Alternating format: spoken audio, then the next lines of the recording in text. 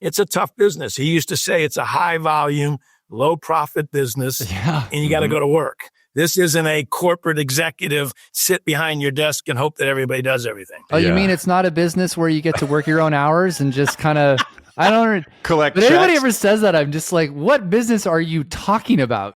You talk about it privately. We talk about it publicly. This is the Real Estate Insiders Unfiltered podcast. Welcome again to the Real Estate Insiders Unfiltered podcast. I'm your host, Wiggy, along with Mr. Robinson. Yes, sir. We had a legend on the show today. Tell him about Mr. Mike Pappas from Kai's company. Straight up legend. It was awesome. The wisdom of 45 years in real estate, it cannot be faked. He talked about his long view of market cycles, how most agents are like jellyfish. You're going to love that one.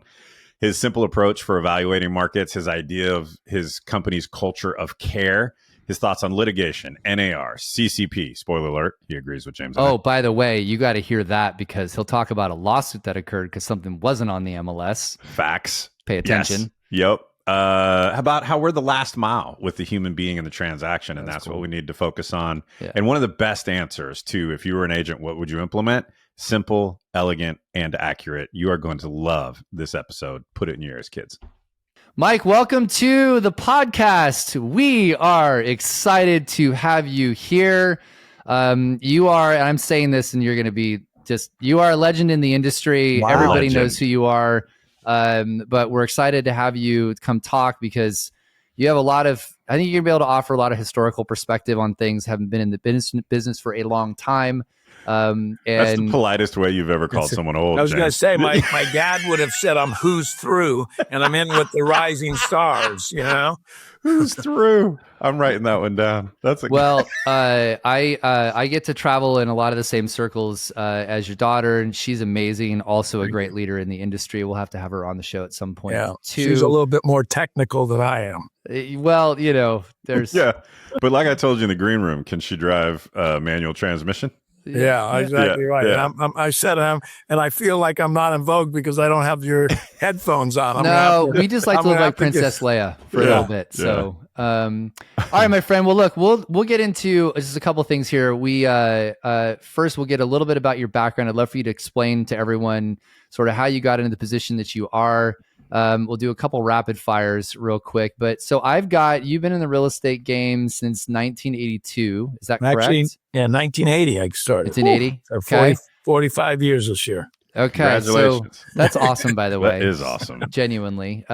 So with Kai's, and then you became the CEO in 1993. Do I have that right?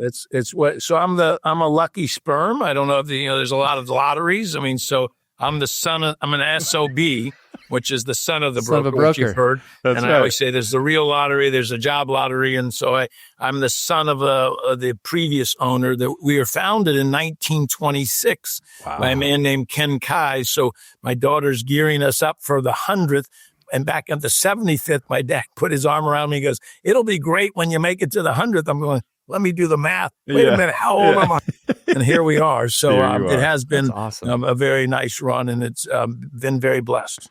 And how did you get into real estate? It's funny. My dad used to say when I was a kid, he was actually came out of Michigan in the 50s after the war and said he thought he could live in Florida on oranges, and he just couldn't handle the cold anymore. And so he landed in Miami, got into the business, and the Ken Kai's, the founder, was transitioning, and then he was in the right place at the right time and then got control. When I was a kid, we used to sell stuff. I mean, I did lawns. I did, I sold books with Southwestern Book Company when I was in college. And so it was always there. And my dad says, yeah, you thought about being a lawyer, but you always used to say, can I buy real estate? So, so when I came out, he got hit by Coldwell Banker on the first wave back in the late 70s. And when I was in college, he came to us and said, I got to make a decision. Do you want in or not? And I said, yeah. And I think he waited for us. I mean, I look back and waited for me, and my brother joined in 81. And then he was pushing us fast and furious because he was tired and worn out. So it was a great opportunity. What's that like? How old were you at that time? I was 21. Okay, so you're 21 years old. My dad was a tough guy. Yeah, and your dad's a tough guy, and you're receiving the mantle, right? I didn't get it at 21.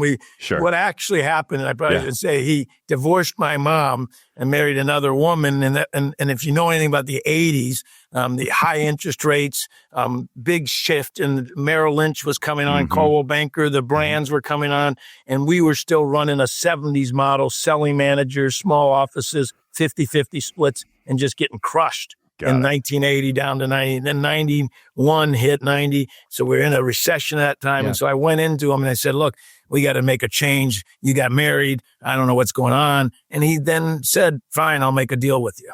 And so that was so it was a little bit of a revolution rather than evolution, but I think he was preparing us for that time, but it worked out for us. And then he became, if he had died at that stage of the game, I may not have liked him so much, but then he became a coach and a mentor, and he didn't pass away until 2011. So I got him for 20 years that he was really by our side, but the pressure was off, the responsibility was off, and then he could enjoy it more. It's a tough business. He used to say it's a high volume, low profit business, and it's a roll up your sleeves shirt, and you got to go to work. This isn't a corporate executive sit behind your desk and hope that everybody does everything. Oh, you mean it's not a business where you get to work your own hours and just kind of, I don't collect But checks. anybody ever says that, I'm just like, what business are you talking about? And your daughter's in the business with you too, which is awesome. I must have done something wrong because I had 5 kids, and she was the only one that raised her hand. And my brother was involved with the business. We ended up looking at the next generation. He had 4 kids. We had 5 kids. And really, Christina stepped up. And then we ended up doing a deal with my brother to bring it into our family.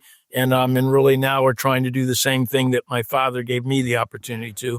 And she has visions of expanding out of South Florida. We had really zeroed in saying we wanted to stay in a market that we could get to the offices and control it. When we saw people expanding outside of their market in the 80s and 90s pre-internet, we didn't see much success. Today, it's a little bit of a different world. And as you know, James and Keith, you guys are going, hey, we can go national. We're just trying to go. Anywhere. We're just trying to go statewide. That's right. Okay. Well, we've got a couple rapid fire questions we ask every guest, and I usually ask the first one because I'm a pretty voracious reader and podcast consumer. So, favorite book or podcast that you listen to or ever recently? No real, just any recommendation. I actually got a book here. It's a little weird. It's called Lead with Prayer. It was Ryan Skoog and Peter Greer, and it really is a whole. I have faith is a foundation for me, and so I'm on a board. And they gave it to us in really an in-depth, conversational, not just desperation, but relationship kind of involvement. And they said that great leaders, which I think was just nice, that led movements across the country.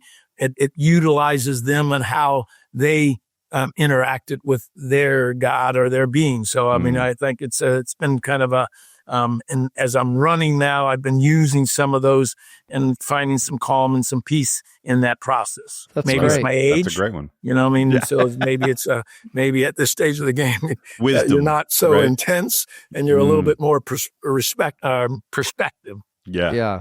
Wisdom, right? Wisdom. All right, mine is if you could have lunch with one person, current or historical, who would it be and why? Yeah, I thought about that. In that same thing, my quick answer, which I thought, it was going to get too religious, would be Jesus. I mean, he walked the thing. I mean, you do get that. I thought I was in South Africa, and so you see the leadership there that you thought, Mandela, where he transformed and transitioned a culture with heart and love. And so those were the two. And then Gandhi was the other one that those were the three in my mind to get a little sense of people that were persuasive, but not militant. Yeah. Those are two of my favorite biographies that I've ever read. Right. Both of those Mandelas. That's you and me, Keith. And I like you better than James now. Yeah, they get it. Most people do. Happens a lot. Yeah. That was a lot. And if you could have a lunch with all of them, I mean, that'd be one hell of a lunch that to would have. be, absolutely. All right, well, we'll jump into our main talking points. I wanted to tailor some of these questions just because we don't get to have the perspective as you know, we're talking about, you've seen this business literally your entire life. And there's not a lot of people who can talk about that. A lot of the executives in the space today came into real estate later, or weren't from real estate, a real estate family. My family's third generation. So I've literally been born. The SOB comment I always get, people don't get that. But no, I don't know if it's a lucky sperm, but it's a sperm. Yeah, I mean, so give us your take. I would love your position and thoughts on the last 24 months of just. Yeah. It's been a surprise. I think we miscalculated. If you go back in my lifetime, and you said that, and I've used this for people, there's been 4 major downturns: 74, 81, 92, and 08. And 81 and 08 were drastic, 50% drops in units, really historic drops and kind of a shakeout in the industry. 74 and 91, 92 were less than, they were 15, 20, 25% drops, and they were short-lived. Yeah. I miscalculated this one, thinking that was going to be similar to that. So we didn't cut as much, and if any, in that 03. In 23, we thought, okay, we'll ride through this. But you're right. It's with the rates, and I thought rates would come down. I think we miscalculated, how much money was really spent in COVID. Right. Sure. And really how much The was pull really forward produced. effect. And then piled on top of that, the $750 billion infrastructure that we're still getting. And I think we're digesting that through, and people feel pretty good. The PPP, all the money spent. And so I think that elongated it a little bit more. And then I think we stole in 21 from 23, 22, 23, 24 with that sizzle of 7 million home sales. And now we're digesting that too. So this has been, and then 3, we all thought rates were going to drop, and we got excited last year at the beginning of the year when they were down to 6%. We said, here we go. And then and my daughter, you'd appreciate this, James. You say, my daughter, she kept quit talking about rates. They're 6.5%. Look at the last 40 to 50 years. Last decade's been under 6, but the rest of the time it's 6% or more. This is it. Train our people, get them used to it. This is what you're going to live with. Yeah. And I'm thinking like, well, how do you know? But she is right. Yeah. I mean, it's a new normal. Yeah. It's a new normal. So I think the interest rate lock we've never had before. We never had those 10 years of 2% and 3%. Yeah. So you put all that together, and then the baby boomers coming up, and then the appreciation. I think I think what we never really realized was the affordability factor. Right. Right. And it hit all of a sudden. That was driving the wind. I think, and I'm a baby boomer, and I look back at the stock market in 1970 to 1980, it was 1,000 Dow. It never moved. In my dad's generation, when I was coming up, from 80 to now, it's gone from 1,000 to whatever it is, 40,000 today. Yeah. So we've had the wind at our back of efficiencies, of internet, of globalization. And so you think, this is how it's supposed to be. Yeah. But I think we're in now for a dogfight of business and money and execution and delivery. And so we got to really focus. You got to really be good at your trade, and you got to go to work. Yeah. Talent will matter, right? In this market cycle. And efficiencies. I think there's just a squeeze on getting more production with less, and you can't, and you got to be vigilant on expenditures and cost of what you're going for if you're a broker. And embracing the grind, right? You just got to accept. I think let me stop you on that, Keith. And I think that's what we really do. And I think I leveled it is it's not about money and it's not about business. It's really about impacting the agents that are in our lives, maximizing. They're trying to, I just talked to a manager. She says, I need to make more money. I'm not paying the bills. I mean, there's a real strain. We have, 4,000 agents. And so we wake up every day, how can we help them maximize their full potential? Well, some can, some can't.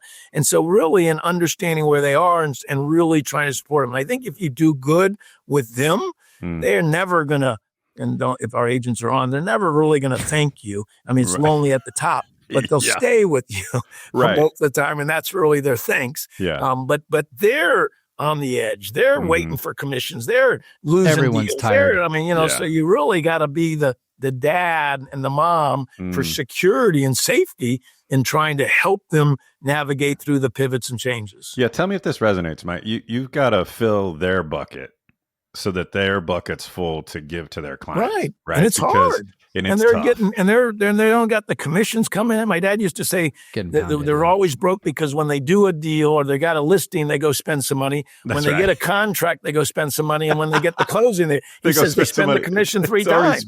So, it's hard. Hey, you mentioned the lonely at the top part. Keith and I talk about this often. It's you don't hear from the people as much when they're busy. Yeah. Or the complaints are they're too busy. And Keith and I joke about this with our people sometimes. We go, y'all were complaining in 2021 that you were too busy and you just wanted things to slow down. Now you're all complaining you're not busy enough. Yeah. Hey, Goldilocks, take it easy. Take it easy. But it is interesting because I think that this is where really good leadership comes through, because you have to be able to put. They're unhappy, understandably, and they're looking for leadership to fix something that right now there's nothing we can do to fix it. Like this is just the economy. This is what we're dealing with. We can't change rates. We can't affect the stock market. Like it is what it is, and you're dealing with them pulling that emotional support from you, and it is lonely at the top because you're dealing with that at times 4,000 people. It's hard. I think people forget that sometimes being at the top is not this glamorous thing. Yeah, but I do think there are. I think there's still 4 million homes being sold a year, right. Of course, and there's still double that. There's 8 million, on sides. So I do think there are activities and behaviors that will spill success. What really the math is, because it gets down to math. Our business is it's not. And whoever's listening, who's ever on, it's not a rocket science business. No. It's a relationship, but numbers do matter. Mm-hmm. And so basically, if we like to say that most people are jellyfish. And you guys we're in South Florida, so you may not know what jellyfish are, but they float along in the ocean and they don't do much, but they'll sting somebody that bumps into them. And that's basically what most agents do. They float along in their community and they sting people when they get the opportunity. If they come to them, then they bring them back and go, hey, look, I got one. I love it. But what you need to be, which is what is not in our nature, is you have to be intentional about your activities and your behavior that then predict your success. And most people don't have that discipline. So our job is to try to create and help them technologically, relationally, database-wise, and trying to get them to make those connections. And then it's just math. The $50 million, $100 million producer is really not that much better than the $5 million or the $1 million producer. So Mike, he or she is just talking to more people connecting more people, and doing more people. So it's really getting them to engage in that and understanding the math. So Mike's out here turning jellyfish into sharks. Is that what you're telling me? That's what we say. With the Shark Tank, you got to be focused. I have a question, because we don't always get to talk to someone who's seen the market cycles like you have. And so I have a hypothesis. I'd love your feedback and thoughts on it. I think the most recent one we had was 2008, which you mentioned. Yeah, that was a doozy. Which was a doozy. But I feel like it was a little easier. Now, some of that's because it's in the rearview mirror, not in the windshield, right? So there's history makes it seem, the summer camp effect, right? You're miserable at summer camp, then you come back and talk about how much fun you had, right? But I do feel like it was more clear what you needed to do, right? As an agent, if you're an agent in 2008, you knew I either need to find an investor or find an REO account and I'll be okay, right? And in this market, it's sort of finding you could find in 08, you got everybody was selling their homes that were underwater, and they go take my listing. So it's easy to get listings. Yeah, exactly. And now, please, if you can get someone to buy it, take it. And now there's not this sort of clear path forward, and so it's just this sort of constant grind of. I'm not. I think what happened, and I think you talk about the thing. I think the markets start with the rental market. We did more rentals last year than we've done in the history of the Guys Company, because that's the entry level of people starting to come back. They can't buy; they're going to go to rentals. It moves into the first-time home buyers phase. You start bringing those people, and we do have some wind at our back with the millennials getting 34, 35 years old. They've got to buy. They're having kids.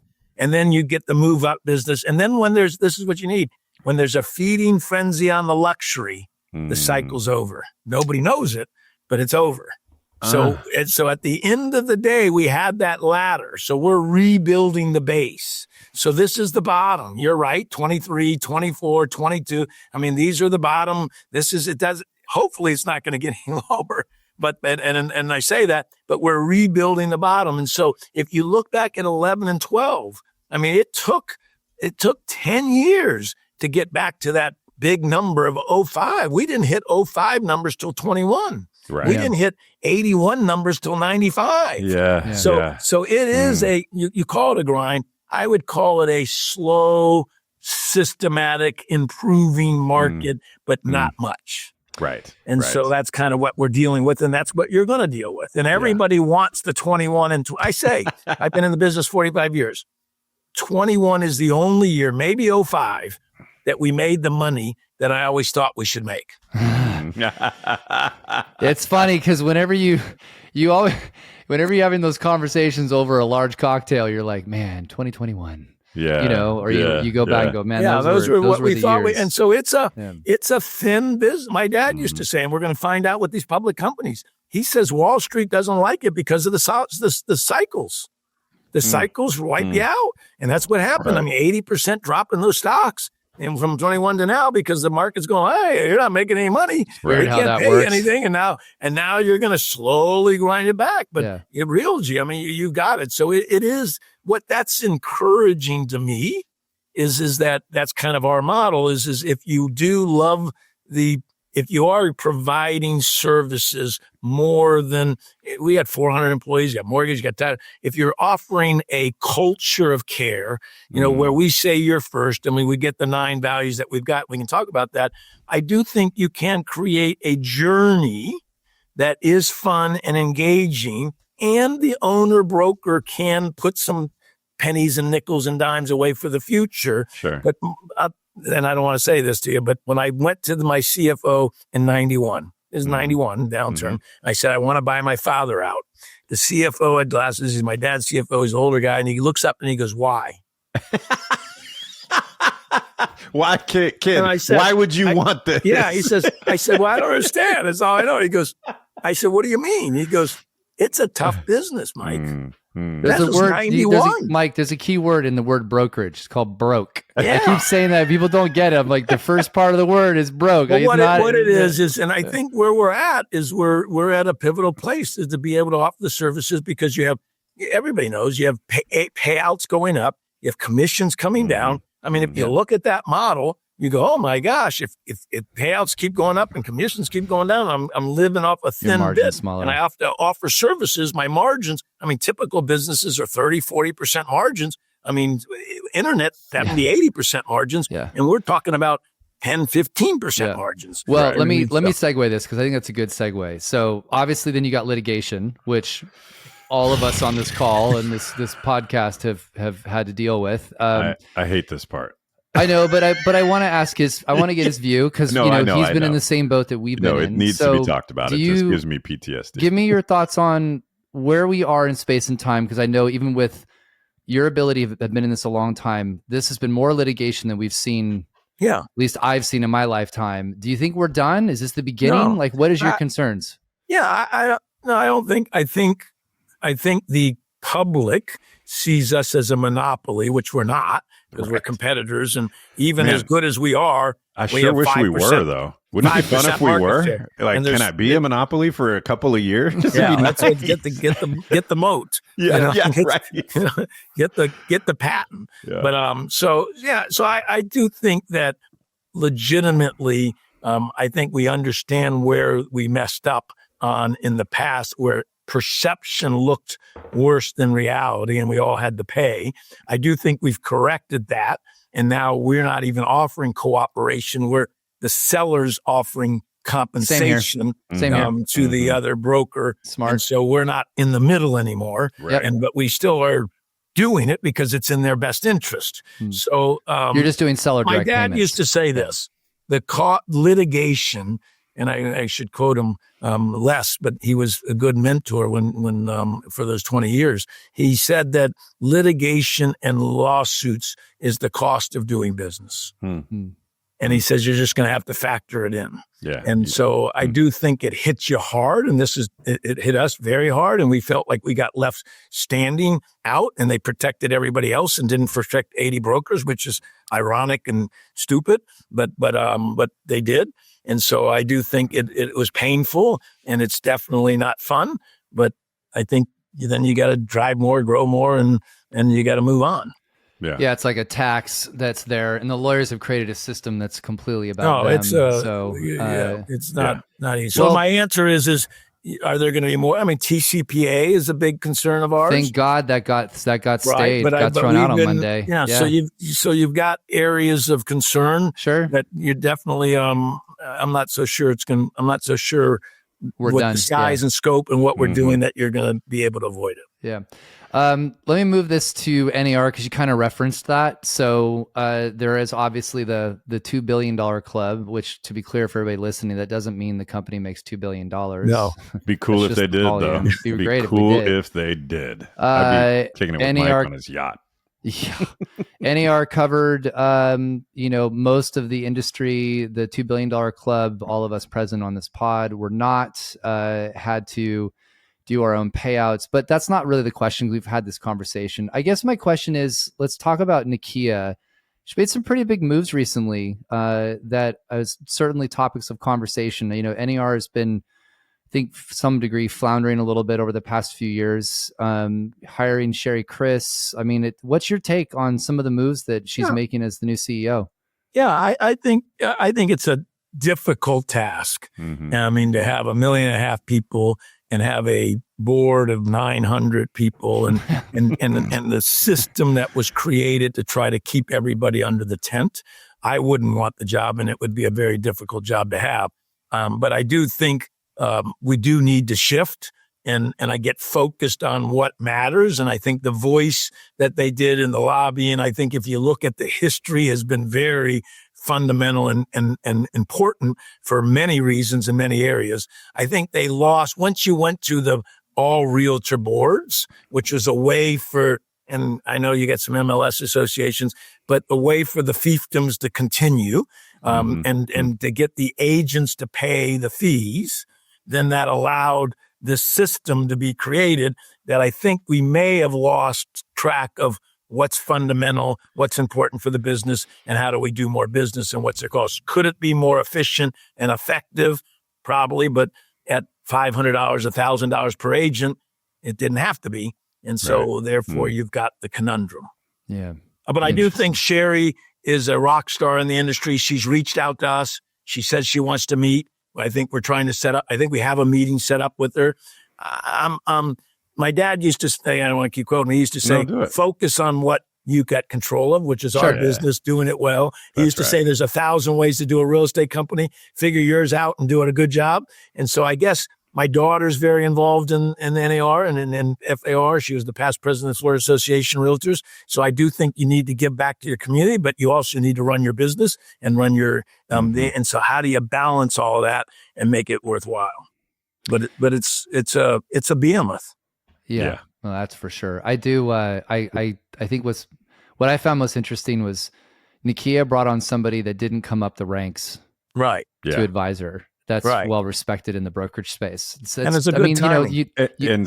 Someone who's didn't come up the ranks and who has spent decades in with some of the It's similar probably to the government to some extent. I mean, there's a bureaucracy, there's a system, there's a process, and there's a lot of tradition of the way it's been. So it's not easy to move that ship. Yeah. But I think with the shock that we've got from the industry, I think we have to, and hopefully with her and her leadership, she will. Yeah. Pain is an efficient teacher, right? Yeah. It's probably the only teacher. Yeah. And they've been through a bunch. And so success is a bad drug. Yeah. Yes. Yeah. Ooh, I'm writing that one down. Success is a bad drug. Let's do, cause this is James' favorite topic. I know. Tired of talking about it. Let's do CCP. What are your thoughts? This has been a big debate raging around stages. Yeah. What are your thoughts? I think again, where's your true voice and who are you listening to? if you think, which I think if you read any leadership books, any business books, the consumer, you have to do whatever's right for the consumer. Yeah. And so if you can't do what's right for you and not the consumer, you talk about lawsuits, James. We did have a lawsuit in COVID with somebody buying an off-market property. And then he was going to be cash, and then he got an appraisal. And guess what? The appraisal was on Palm Beach Island in a funky building that they kind of renovated and everything else. So how do you get comps? And it was $1 million lower than he was buying. Yeah. He sued us. Yeah. And so they ended up selling the condo for the price that we had, but we just settled it for 6 figures plus because of the lawsuits. So I think that's the risk is that the consumer says, what? You didn't do. And we got it here in Miami with Bezos. I keep saying this and no one's listening. I'm like, you all are setting yourself up to get sued by sellers and buyers who Douglas Elliman is sued by Bezos bought a property next door to him on Indian Creek for $60 million.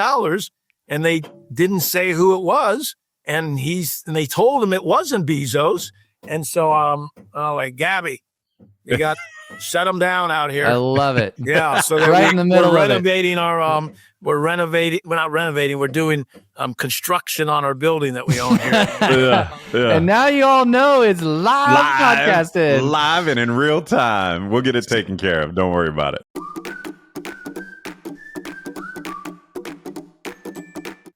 You're publicly stating that you literally had an issue because of this not this specific, but the idea exactly of not. The thing. It was an off-market property. It wasn't listed. We sold it to 2 top people. And the guy then, it was a cash deal. And then when he went to get financing, he got an appraisal, and then he got spooked from the appraisal. And it was worth it, but he felt like it wasn't worth it. And so, that's kind of what you go through why we settled. It wasn't that we were wrong, but we settled because of it's cheaper than going through litigation. It costs us much, right? Yep. So you're pro CCP, but maybe with some modifications or anything like that? I think, again, the timing, I do think, and again, uber luxury, people want to know, I'm not so sure, and they don't want it to be on the market. And right now, there's a 6 years of supply of waterfront homes in Fort Lauderdale, over $10 million. Now, saying that, there's only 50 or 79 listings over $10 million. We're trying to go get a listing for $13 million with one of our top agents, and 12 of them sell a year. Right. Yeah. So I can see kind of, but I don't think we're going to tell the seller on Monday to take it off market and quietly list the property. You're not going to get the full exposure. You need to get worldwide exposure, especially at that price, let alone local exposure. And you're not going to maximize the price unless you do that. Yeah. You know, it's interesting. I'll state this publicly because I was, as you are probably aware, I was debating Mauricio last week at Inman on this very subject on stage. I talked to 3 lawyers, Mike, on this very, very thing. And I asked them, I said, when does days on market begin in the Department of Real Estate's perspective?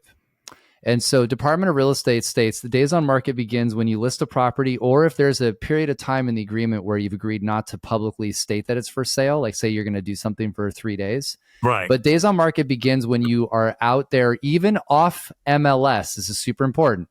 Even when it's off MLS, if I'm telling other agents of properties for sale and I'm marketing it even internally, days on market begins at that point in time. So if a buyer asked you, how long has this property been for sale? You cannot exclude that time frame from the conversation. To be clear, I was just on with a real estate commissioner on his podcast an hour ago, and he said, yes, you know what that's called? I go, what? Fraud.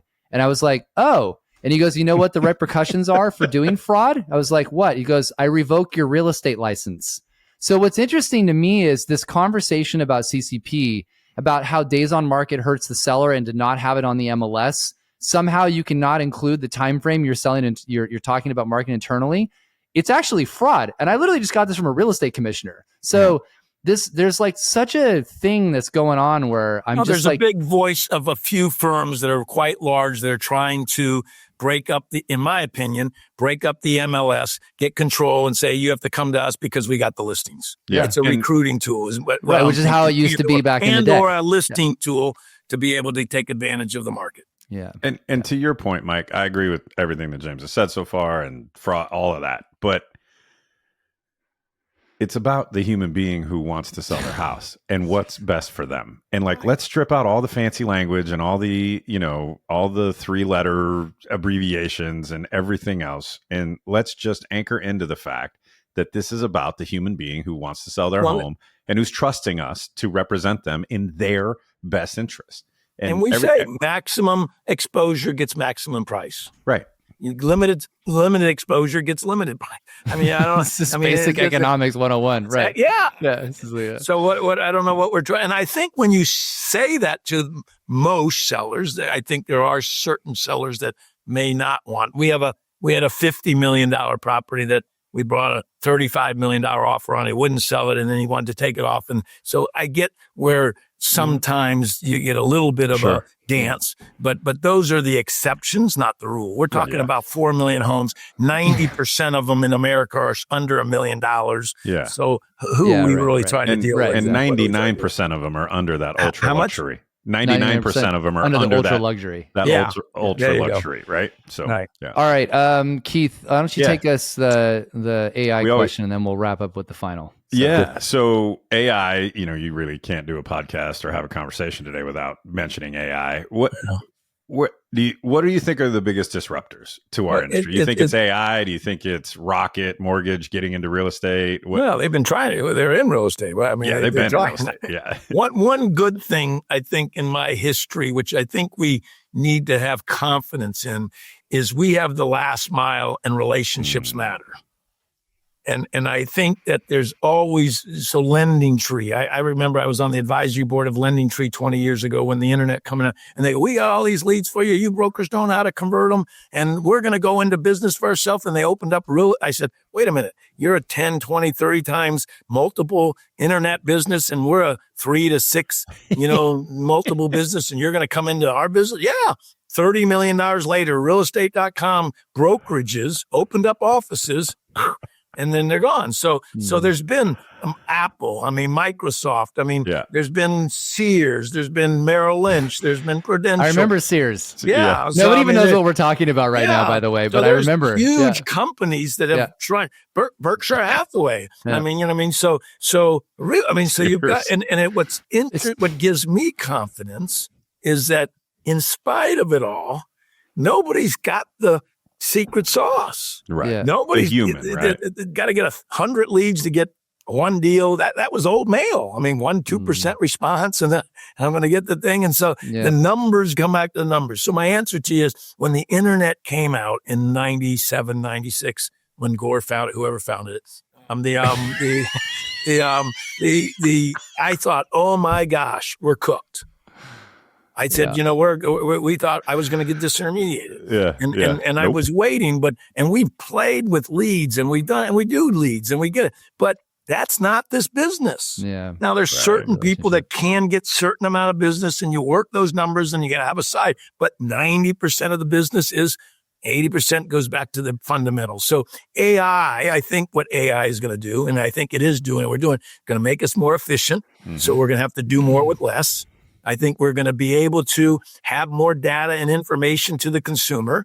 I do think when you look at NAR, we talked about it, and you look at productivity, I do think there will be a limiting factor in the future with information and data for those people that are going to, the 20/80 rule. There's 1.5 million realtors, 300,000 do 80% of the business. Yep. So the problem is the grind and the turn. And so maybe we'll move to a more, and you got teams, we already are evolving into a higher service, higher production situation. And this market's wiping out all of the onesies and twosies because the friends and families, because it's hard. Right. Listings are staying on the market. So, so my answer is maybe someday we have the horse carriage and they're building the car. Yeah. But currently, because it only happens once every 7, 8, 9, 10 years, you know all the answers. Yeah. Because it's complicated. Yeah.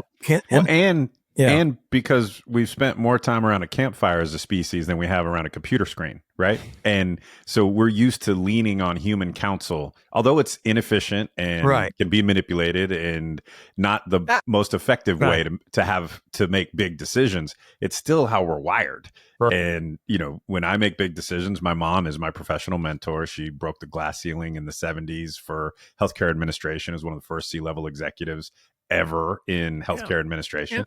And I call her when I've got big decisions to make, right?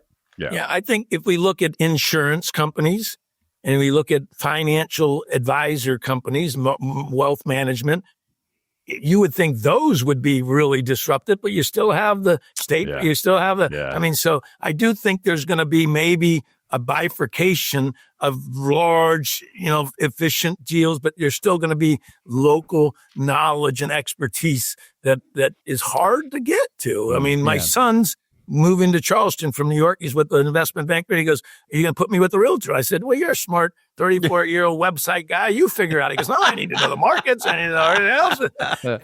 He wants somebody to help him. That's right. At the end of the day, that's what it comes down to. All right, take us out, Keith. Yep. We end every show with this question, and I cannot wait for your answer. If you were an agent today selling houses, what's the one thing you would implement to help your business for 2025? Yeah, I'd get my database clear, and I would get my phone, and I would download everybody in my phone, and I would talk to them every day. Yeah. Oh, you mean like call? Text them. Right. Yeah, I would text them, I'd call them, and I would just say, "Hey, how you doing?" And I'd have conversations. I'd write notes to everybody every day. I would go out onto the community, and I would hold open houses, and I would meet people. I would do things to engage myself meeting people. I call the great ones vacuum cleaners. They just suck it all up. They're out there and they're just bringing it into their system and they're just eating it up. Everybody else is waiting for somebody to call. And for some reason, they're scared, thinking they don't want to look like a salesperson. You're not a salesperson. You're looking for people that need help. You got to ask for things, otherwise you won't get a no.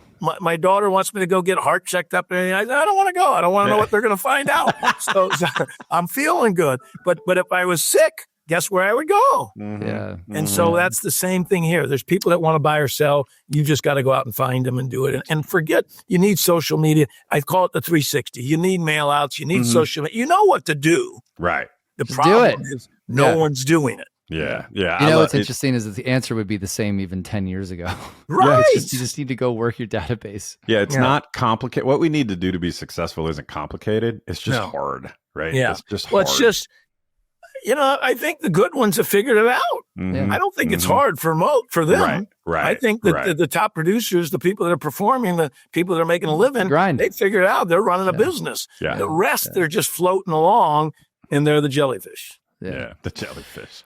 I think that's a good way for us to end it, Mike. It's been great to have you here. Lots of great wisdom. Appreciate your time. I know that our viewers and listeners will enjoy hearing your words of wisdom. And at the end of it, that's a great way to end it, because just go work your damn database and just get on the phone and call. The device works both ways. You can actually use it to call people too. So appreciate what a revolution. Yeah. Thanks, Mike. Thank you. All right. Thank you. Soon. Always an honor to be here. Congratulations on what you've been doing. Congratulations on your success. Really quite impressive. Appreciate that. I'm sure I'll run into you in events you're soon, one of the great thought leaders, so I'm honored to be on.